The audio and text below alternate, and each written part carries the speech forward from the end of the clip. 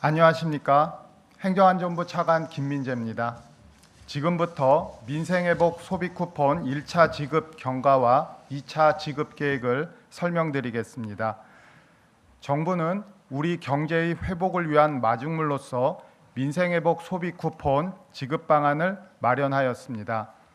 7월 21일부터 1차 신청 지급을 시작한 이후 9월 11일 24시 기준 1차 지급 대상자의 98.9%인 약 5,005만 명이 신청하였고 9조 634억 원이 지급된 것으로 집계됩니다. 이는 지난 2021년 코로나 상생 국민지원금 신청 지급률인 98.7%를 상회하는 기록입니다. 민생회복 소비쿠폰 1차 지급 이후 소비 회복과 소상공인 매출 증가 효과가 나타나고 있습니다.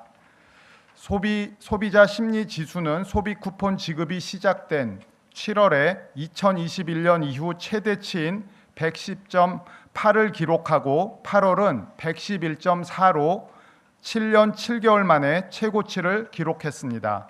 4월부터 석 달 연속 하락하던 소상공인 경기 전망 지수도 8월에 반등한 이후 9월은 88.3으로 올해 최고치를 기록했습니다. 또한 8월 29일 통계청이 발표한 7월 산업활동 동향에 따르면 전월 대비 국내 산업 생산, 소비, 투자 부문이 모두 증가하는 트리플 상승이 나타났으며 그중 상품 소비를 뜻하는 소매 판매 지수가 전월 대비 2.5% 늘어나 29개월 만에 최대폭으로 증가한 것으로 나타났습니다. 정부는 민생회복 소비쿠폰 2차 지급을 통해 이러한 소비 회복의 흐름을 이어가고자 합니다. 2차 소비쿠폰은 소득 상위 10%를 제외한 90%의 국민께 10만 원씩 지급됩니다. 그간 민생회복 소비쿠폰 범정부 TF를 통해 2차 지급 대상자 선정 기준과 신청, 사용 편의를 높일 수 있는 방안을 검토하였으며 이를 바탕으로 민생회복 소비쿠폰 2차 지급 계획을 마련하였습니다. 민생회복 소비쿠폰 2차 지급은 9월 22일부터 시작되며 소득 하위 90%에 해당하는 국민께 1인당 10만 원을 지급할 계획입니다. 우선 소득 하위 90% 선별 시 고액 자산가 기준에 해당하는 분들은 지급 대상에서 제외됩니다. 구체적으로 2024년 재산세 과세 표준 합계액이 12억 원을 초과하거나 2024년 금융소득 합계액이 2천만 원을 초과하는 분들은 지급 대상에서 제외하였습니다. 그런 다음 2025년 6월 부과된 가구별 건강보험료 합산액을 반영하여 최종 90%를 선별하였습니다. 이때 청년 세대와 고령층 비중이 높은 1인 가구와 합산 소득으로 인해 건강보험료가 높게 책정되는 다소득원 가구는 가구별 특성을 고려하여 형평성에 맞게 기준을 보완하였습니다. 소비쿠폰은 온라인과 오프라인 모두 신청이 가능하며 신용카드, 체크카드, 지역사랑 상품권과 선불카드 중 사용하시기 편리한 수단을 선택하여 받으실 수 있습니다. 사용기한은 1차와 동일한 11월 30일까지로 반드시 기한 내에 사용하셔야 합니다.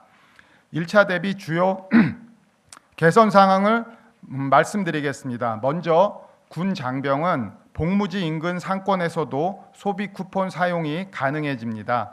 민생회복 소비쿠폰은 주민등록상 주소지에서 신청하고 사용하는 것이 원칙이나 병역 의무를 수행하는 군 장병들은 2차 지급부터 복무지 주민센터에서도 소비쿠폰을 신청하실 수 있습니다. 신청 시에는 해당 지자체에서 사용 가능한 선불카드 등을 지급할 예정입니다. 이를 통해 군 장병의 소비쿠폰 사용 편의가 높아지고 군부대 인, 인근 상권에도 활력이 생길 것으로 기대합니다. 다음으로 소비 쿠폰 사용처도 대폭 확대됩니다. 원칙적으로 소비 쿠폰은 연 매출액 30억 원 이하 소상공인 업종에서 사용하실 수 있습니다.